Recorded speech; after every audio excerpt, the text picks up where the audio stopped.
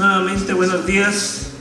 Vamos a iniciar esta conferencia de tanatología con esa visión específica que tiene el Centro de Tanatología y Terapia de Duelo, que cuando hablamos de tanatología nos estamos refiriendo a una ciencia que inicia y que va avanzando y que estudia los procesos de enfermedad y muerte, sus antecedentes, lo que se presenta en el aquí y en el ahora presente y sus consecuencias en el ser humano, y tiene como base para su estudio un modelo biopsicosocial y que también encamina un factor adicional que es el espiritual, cuyo objetivo principal es mejorar la calidad de vida de todos los participantes del proceso tanatológico.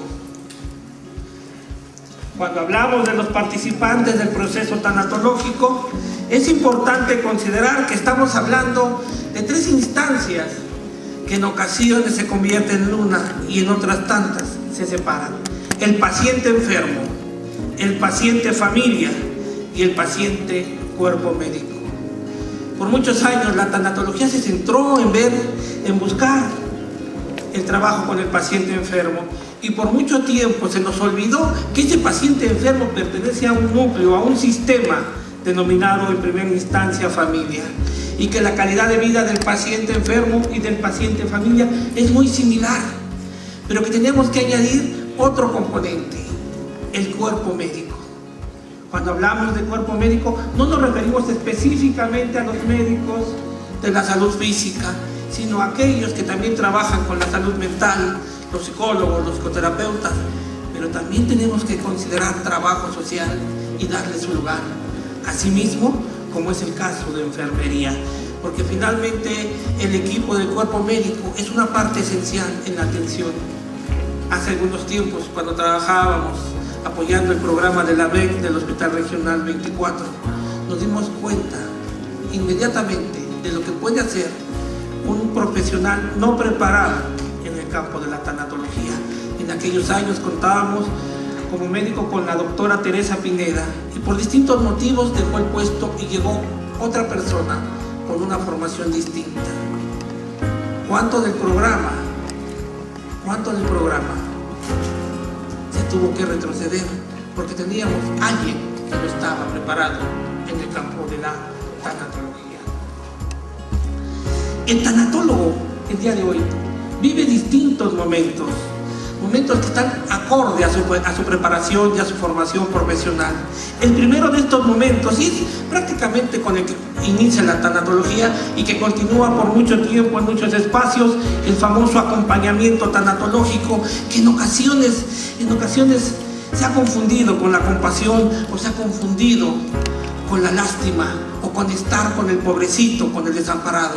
Nada de eso tiene que ver con el acompañamiento tanatológico, el estar en posibilidad de hacerse presente, de apoyar. Si hay una preparación más sólida en el campo de la tanatología, seguramente se podrá hacer intervención en crisis. Esta intervención en crisis tan necesaria cuando se conocen los diagnósticos, cuando en ocasiones los tratamientos son intrusivos, en muchas ocasiones cuando el paciente recae y se da cuenta que mucho de lo que ha trabajado coincide que no ha valido la pena, y nuevamente la familia a un lado.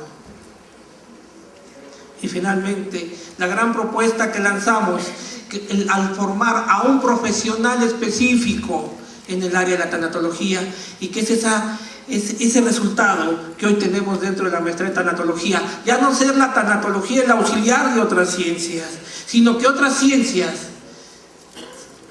se acerquen y se centren en el trabajo tanatológico. Y este proceso requiere adentrarse en muchos conocimientos adicionales al simple hecho del ser humano. Hoy en día podemos vislumbrar que la tanatología ha recorrido un largo camino, y que en los últimos años hemos conseguido los avances más sustanciales en ese terreno. Podemos ver una tanatología kubleriana basada en los aspectos fundamentales que postula la doctora Kubler-Ross en su libro sobre la muerte y los moribundos. Los seguidores de la doctora Kubler-Ross, a cuya etapa llamamos los post-kublerianos, donde principalmente la corriente psicoanalítica toma su lugar, principalmente con Warren. y sus exposiciones, y Tobin y el desapego. Y posteriormente, esta etapa que nos brinda la posibilidad de generar nuevos conocimientos acordes a una realidad, a la realidad de que el paciente tanatológico no solamente es el que está dolido, mancillado y en ocasiones derrotado por una enfermedad. Hablemos de estas etapas y hablemos un tanto de la doctora Kubler-Ross, que en este tiempo, cuando inicia este estudio, prácticamente siembra las bases para colocar la tanatología en la mesa de la discusión científica. En este tiempo solo se habla del paciente terminal en fase terminal, es decir, si el trabajo se centra en el paciente agónico. La tanatología, como su consecuente, solo se realiza en los hospitales y es un estudio que solo compete a la salud física. Hay una lucha, una férrea lucha entre la atención médica y la carencia de atención médica. La tanatología se centra en las 5 etapas de la doctora Kubler-Ross, en esa negación y aislamiento, en esa ira, en ese enojo, en esa negociación o pacto, en la tristeza profunda y depresión, y finalmente en esa búsqueda falaz de la aceptación. Porque cuando hablamos de que el paciente tiene que aceptar, qué fácil es pedirle al de enfrente, a que solo ve un rostro, que solo tiene un nombre, o un número de una cama, que acepte que se va a morir. No lo es tan fácil. Les aseguro, cuando esa persona es un ser querido, es papá, es mamá, es un hijo, es la esposa, es un hermano, es un amigo, las condiciones cambian. Hace tiempo tuve la oportunidad de vivir una experiencia fabulosa con un prestigiado oncólogo mexicano, que en muchas ocasiones recomendó desconectar, porque era tiempo de desconectar. Porque era tiempo de decir adiós en este plano y empezar un proceso diferente. Pero cuando esta misma situación la vivió con su hija, entonces no desconectó. Entonces las condiciones fueron diferentes, porque ahora ya no se hablaba del de enfrente, ni se hablaba desde la acera del frente, ahora se hablaba desde acá. Y acá sí duele, y la acera, y se presenta el sufrimiento. Finalmente, ese es el objetivo, de que el paciente acepte su muerte.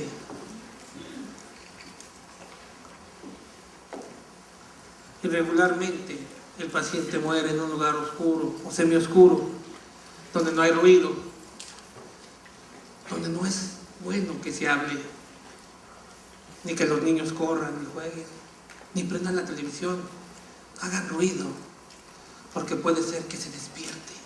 Y si se despierta, tal vez quiera vivir. Pero ahí lo tenemos listo para la muerte.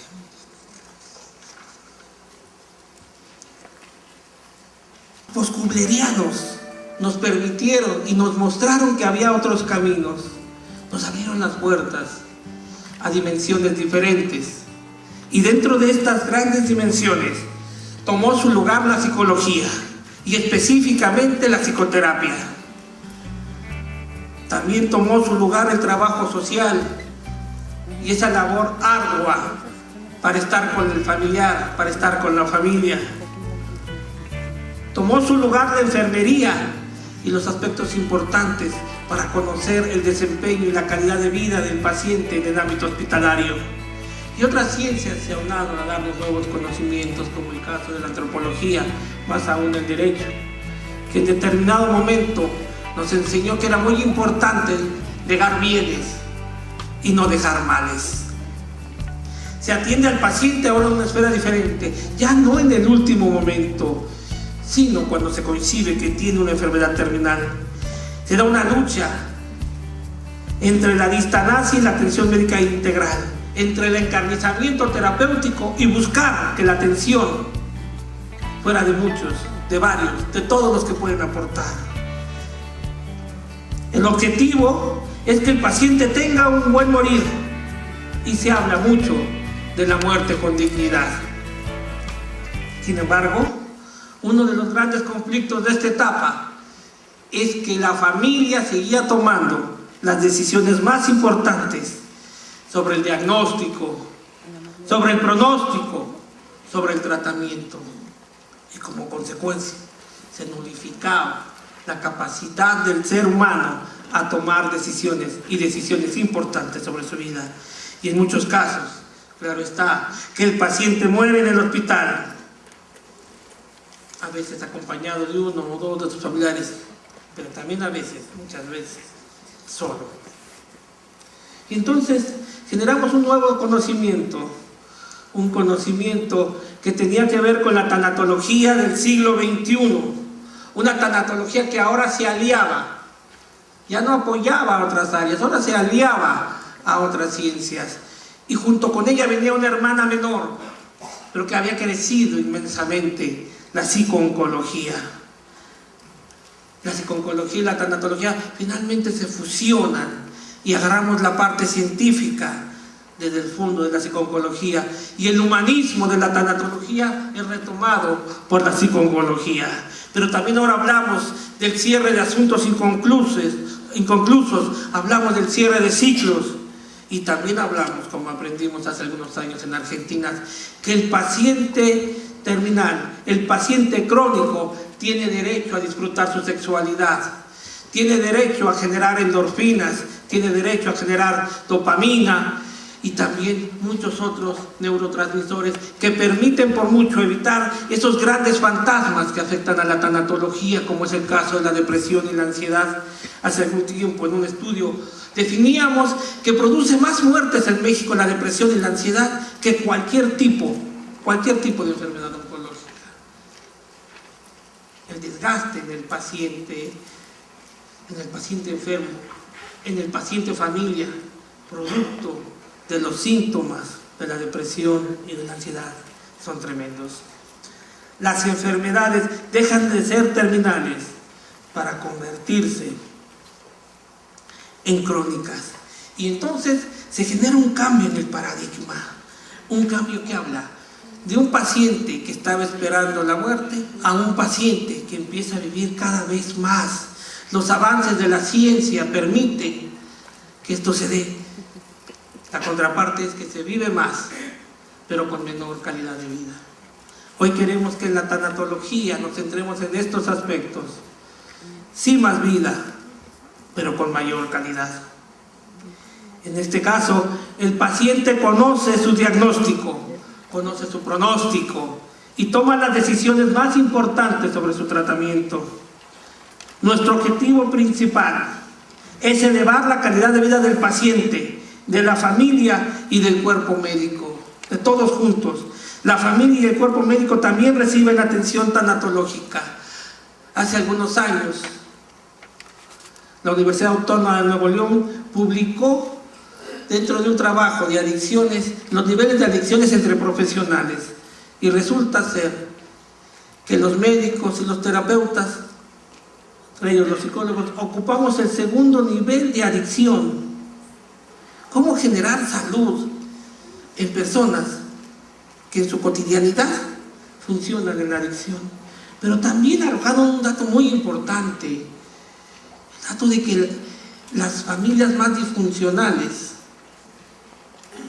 en su muestra pertenecían a familias de enfermeras, y que la tasa de mayor separación, abandono y divorcio pertenece al grupo de enfermeras hospitalarias. Llamaba la atención. ¿Cómo atender con calidad cuando el ser humano está pasando por crisis que le afectan su cotidianidad, que le afectan su forma de desenvolverse y de funcionar en el mundo?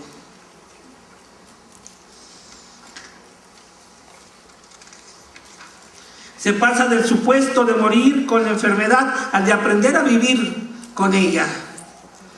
La familia se informa y capacita para la atención de su familiar, y con ello disminuir los prolongados e innecesarios internamientos hospitalarios. se incrementa la calidad y la cantidad de los cuidadores primarios. Un conflicto en el cual tenemos que poner mucha atención en México y en América Latina.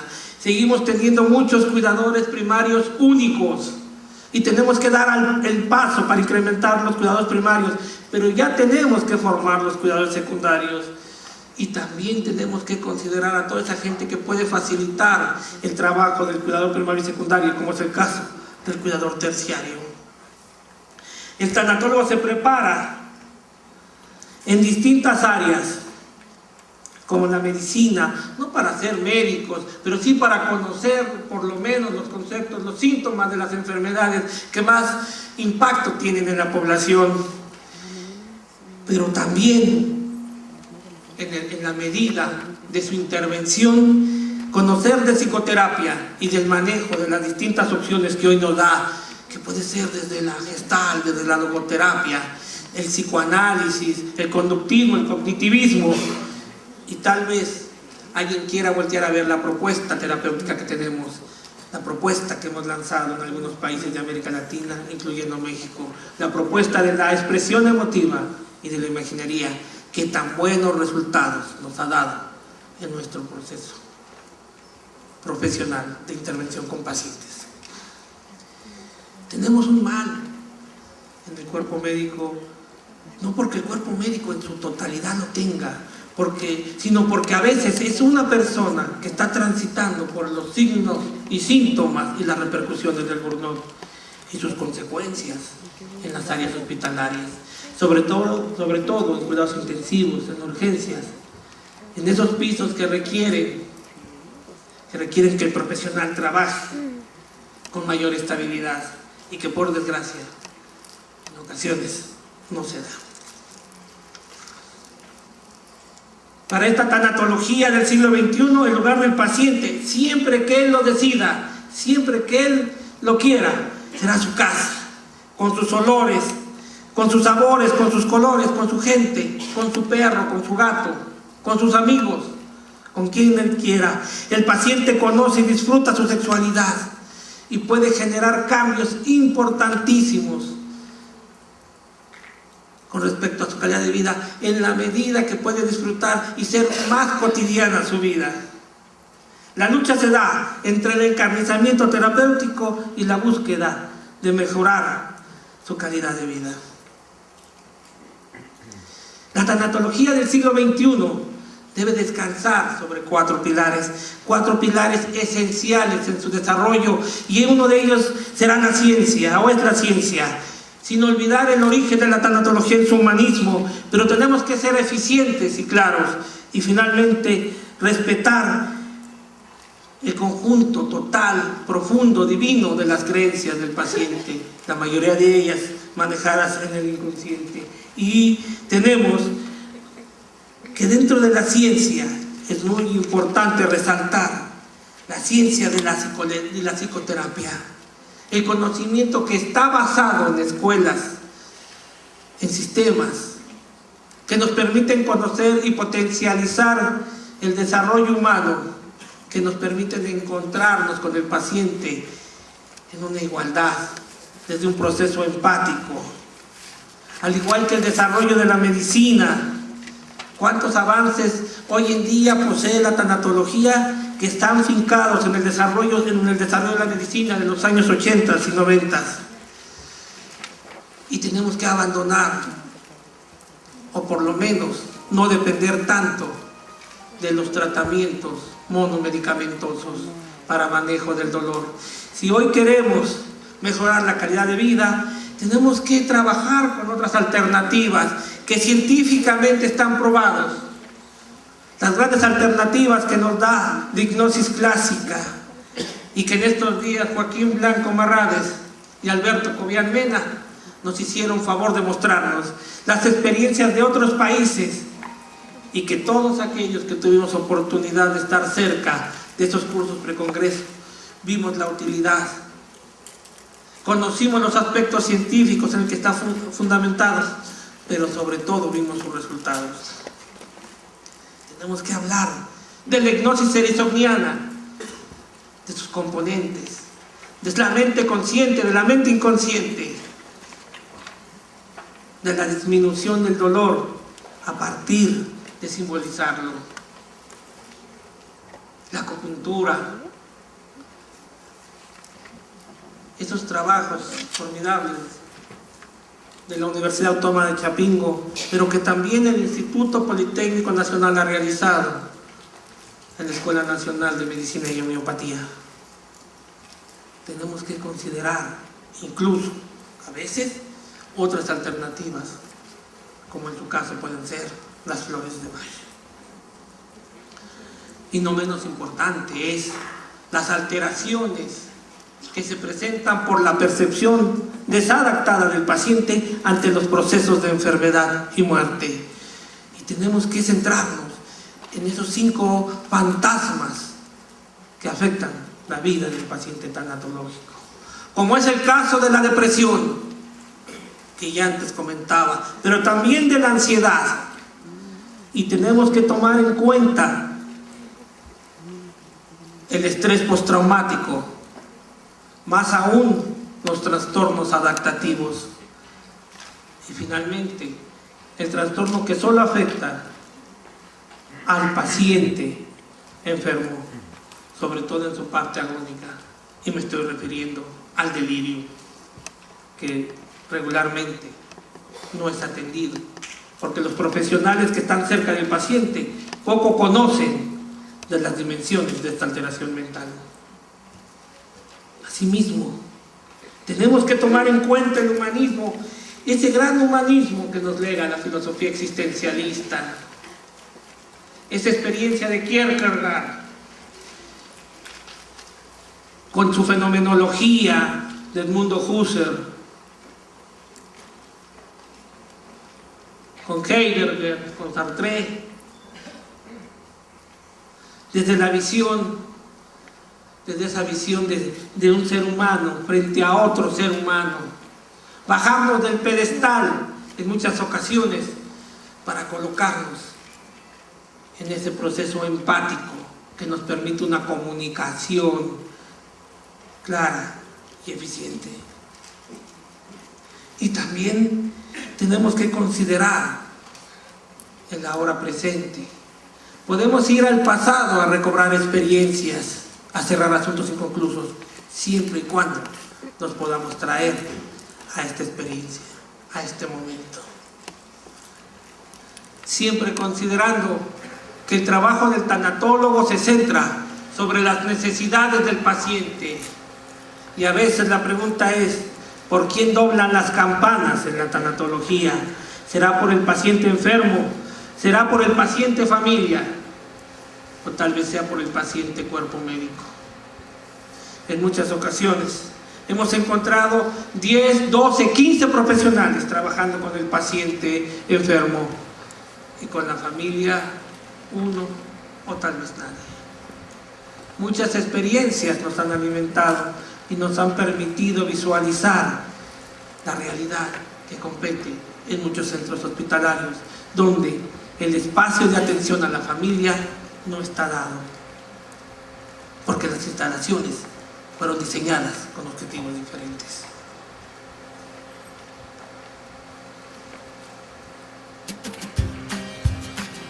Quisiera pedir que me prendan la luz por un momento.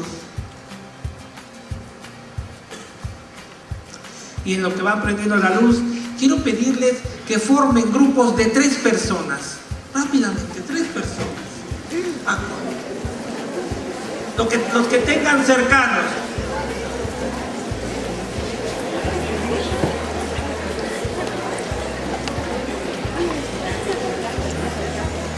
Ahora, pónganse de pie ahí, formando en la cercanía con esas 3 personas, esta triada. Las personas que tengan cercanas a ustedes. Y una vez que tengan su triada, escojan quién es A, quién es B y quién es C.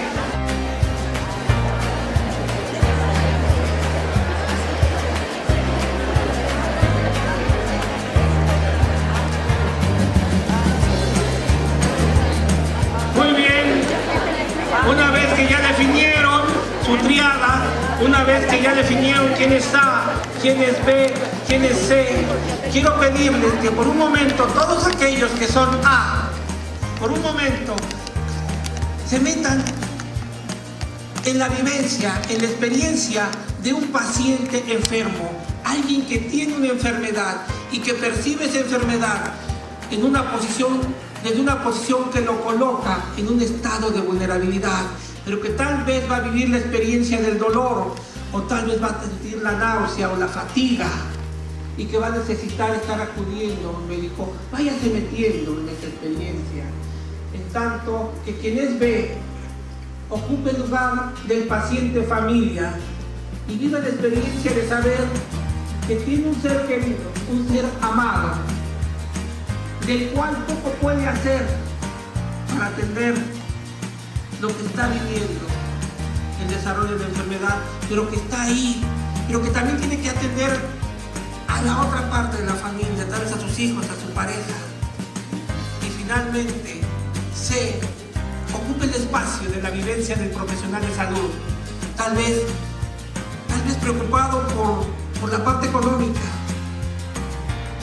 tal vez preocupado por lo que pasa con su pareja, por el desarrollo y crecimiento de sus hijos, pero también sabiendo que tiene que cumplir un horario y que muchas veces en ese horario se va a necesitar atender a muchos.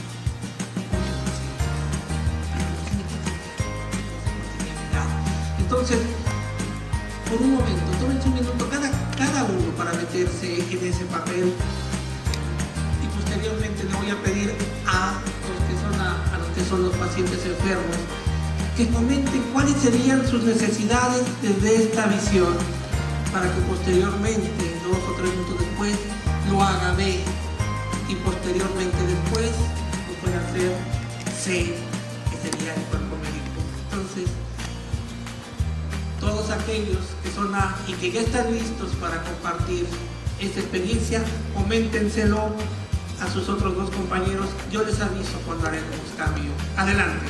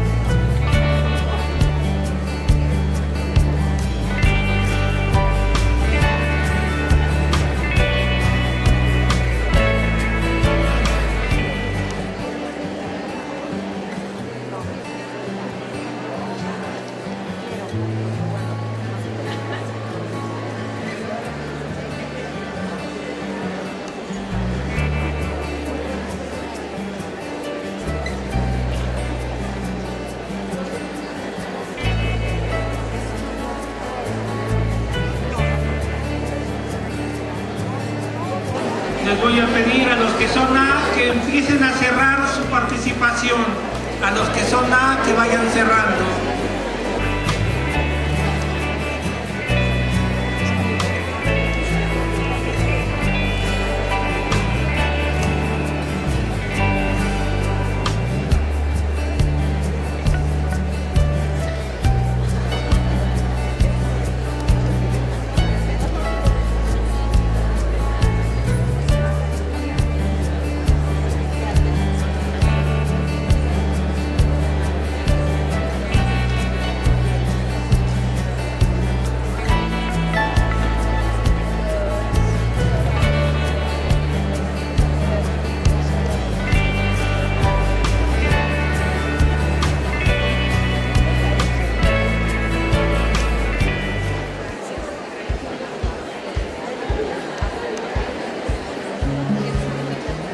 turno de B, le corresponde a B.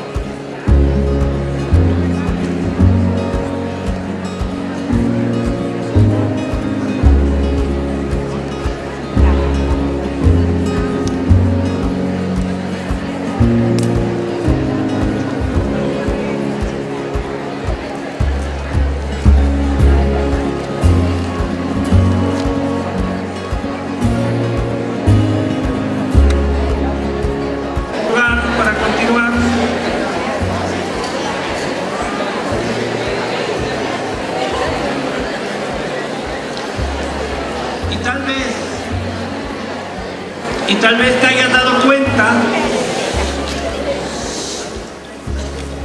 que no es una la necesidad que presenta el paciente en cualquiera de sus tres dimensiones, sino un conjunto de necesidades que se hacen presentes en distintos momentos, en distintos tiempos. ¿Qué necesidad tendrá en primer lugar? ¿O será prioritario resolver? ¿Desde dónde? ¿Desde quién? Tan importante definir que en este sistema, en esta visión tanatológica, todos los participantes presentan necesidades. Y todas esas necesidades, acorde a su importancia, a su realce, a su figura, es importante que se resuelva. ¿Qué tanto ha aportado la tanatología al humanismo y el humanismo a la tanatología, y ambas a la práctica médica de la salud física? Pero también el día de hoy tenemos que ser eficientes, y ser eficiente implica generar bienestar, comodidad, seguridad, la posibilidad de que el paciente, enfermo, familia, incluyendo cuerpo médico, pueda expresar sus sentimientos, sus emociones, pueda expresar sus pensamientos en ambientes seguros y protegidos, generando el desarrollo de aspectos nutritivos y empezar a cortar, a minimizar la parte tóxica que en ocasiones se presenta como una manifestación de impotencia ante el hecho de que no se están consiguiendo los resultados. ¿Quién de nosotros no quisiera que sus seres queridos siempre estuvieran con nosotros y siempre estuvieran bien?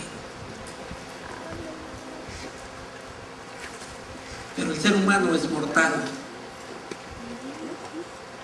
y a veces sucede que cuando menos esperamos se diagnostica una enfermedad o se presenta un duelo.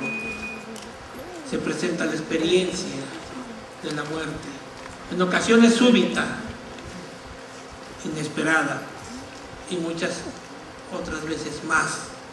Aunque coincidimos que es un proceso que se va a ir dando como deterioro de enfermedad, en la gran mayoría de las psiques, en la gran mayoría de las conciencias, enfermedad y muerte no tienen. La persona puede estar enferma, grave, agonizante, pero eso, a que se muera, son cosas diferentes en la psique. Porque la posibilidad del milagro, la posibilidad de la vida, la esperanza, regularmente está presente. Tenemos que trabajar con el cierre de asuntos inconclusos. Son muchos los fantasmas que atormentan al paciente en cualquiera de sus dimensiones. Son muchos fantasmas que hacen ruido en el presente. Hasta la música llega e inspira para que se cierren los ciclos que están abiertos. Qué fabulosa experiencia del ser humano escuchando música en la conferencia de Marco.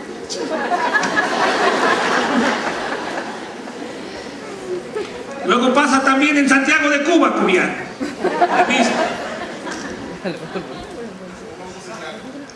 Musicales. Y calidad en la atención. Y finalmente, el último de los pilares del cual hoy hacemos referencia. El conjunto de creencias inconscientes, profundas, íntimas, divinas del paciente y su manifestación en la conducta. Con su visión de Dios, con su forma de mirarlo, de coincidirlo. Hace años decía y continuó diciendo, como tanatólogo respeta las creencias del paciente. Con el Dios del paciente basta y les aseguro que sobra. Respeta su visión, no intentes imponer la tuya. Alíate, no generes brechas. Permítele que exprese cuál es el camino y cómo coincide el camino a la espiritualidad. Deja que te hable de su religión. A veces decimos, la mayoría somos católicos, pero ya cuando entramos en el conjunto profundo de las creencias, nos damos que son sincretismos de distintas religiones, más que de una sola. Pero nosotros no somos quienes para darle una cátedra de religión al paciente, sino conocer la experiencia para poder acercarnos a lo que se encuentra por debajo. No a las creencias manifiestas, sino a las creencias latentes, las que se encuentran por debajo y que nosotros, como profesionales, debemos estar atentos para poderlas observar.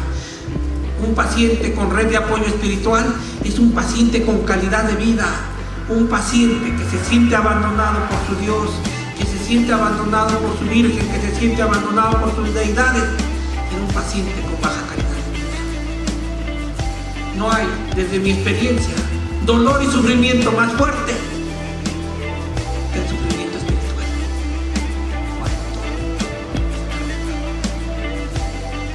Cuando lo que duele no solo es el cuerpo, cuando lo que duele es el alma.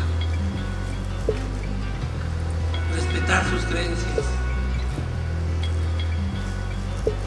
y respetar sus trascendencias en la medida en que la aproximan. Con el Dios del paciente basta. Finalmente, les repito, hablemos de tanatología, discutamos de tanatología. Quiéranse mucho, sean congruentes en aquellos que quieren y viven en la salud, ser congruentes. Quiéranse mucho, y si Dios así lo decide, más tarde, en otro momento, en otro espacio, nos volveremos a encontrar. Muchas gracias, buenas tardes.